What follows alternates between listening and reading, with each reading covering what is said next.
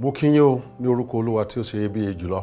Orúkọ tèmi ni Timothy Ọládìméjì Òjó, aṣiṣẹ́ kiri ìránṣẹ́ Ọlọ́run láti inú ìjọ onítẹ̀bọmi Faith ní ìlú Ogbomoso.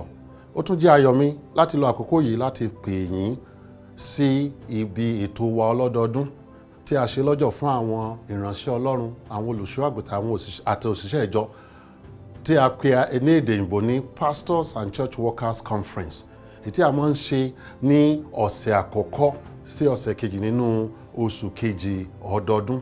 Fún ọdún yìí tí í ṣe ọdún 2022, ètò yìí yóò wáyé ní àti ọjọ́ Ajé tí í ṣe Monday ọjọ́ keje, yóò sì parí ní àṣálẹ́ ọjọ́ kẹsàn-án ọjọ́rú ní oṣù kejì ọdún 2022 tí a wà níbẹ̀ yìí. Ó jẹ́ àkókò tí Ọlọ́run máa ń lò láti bùkún àwọn ìránṣẹ́ rẹ̀. Ó jẹ́ àkókò tí Ọlọ́run máa ń lò láti ru àwọn òṣìṣẹ́ rẹ̀ sókè. Ó jẹ́ àkókò tí Ọlọ́run máa ń lò láti tún tẹ iṣẹ́ Ọlọ́run síwájú nínú ayé wa.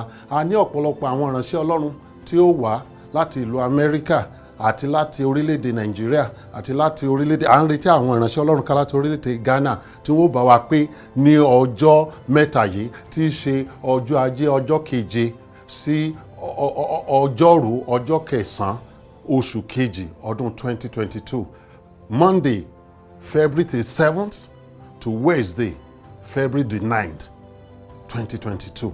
Mo gbà pé Ọlọ́run yóò ràn yín lọ́wọ́ láti wá. Nígbà tí ẹ bá sì wà níbẹ̀, ẹ ó rí ìbùkún Ọlọ́run. Àlàáfíà fún yín.